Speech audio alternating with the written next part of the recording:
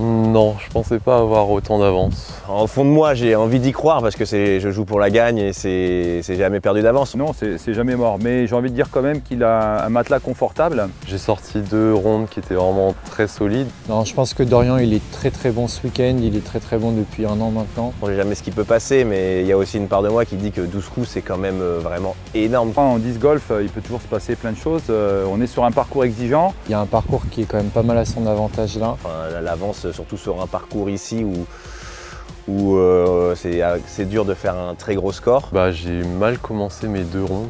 J'étais à +2 en 4 trous sur la première manche, +3 en 3 trous sur la deuxième. Mais j'étais pas paniqué parce que vraiment le début de parcours, pour moi, je le trouve beaucoup plus dur à birdiser et même prendre des parts, c'est très bien. Je savais que la deuxième partie de parcours, elle est vraiment plus simple et que c'est là que je vais prendre mes birdies et c'est ce que j'ai réussi à faire hier en prenant 7 et 9 birdies, je crois. Sur le podium, on est tous très serrés, donc je pense que ça va plus se jouer là-dessus. Si je vois qu'il y a une ouverture qui se fait, j'essaierai de remonter. Mais c'est avant tout de consolider ma deuxième place et vraiment être content de moi à la fin du week-end. Je vais essayer de revenir le plus possible au score tout en préservant aussi une seconde place. Alors donc je vais essayer de faire tout mon possible bien sûr, compte tenu du fait que j'étais aussi organisateur là, sur cet événement.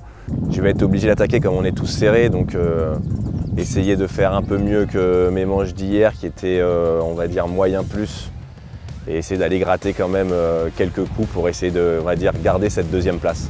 Je pense que ça va jouer surtout sur le front nine. Il va y avoir des choses qui vont se jouer tactiquement, je pense. C'est des longs trous, mais il faut toujours réussir à quand même trouver la bonne ligne, faire attention à pas trop sortir au biais aussi. Donc c'est la partie la plus dure du parcours.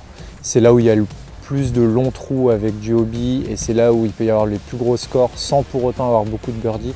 Les bogeys vont être à éviter au maximum, se rapprocher du par, voilà, parce qu'il y a des grosses distances. C'est vrai que Dorian est quand même la personne qui lance le plus loin en France, donc je pense que ça l'avantage un petit peu. Je dirais qu'il est à moitié avantageux, on va dire, parce qu'il faut quand même lancer loin. Mais c'est pas qu'il faut lancer loin librement, il y a quand même quelques contraintes avec des lignes à prendre.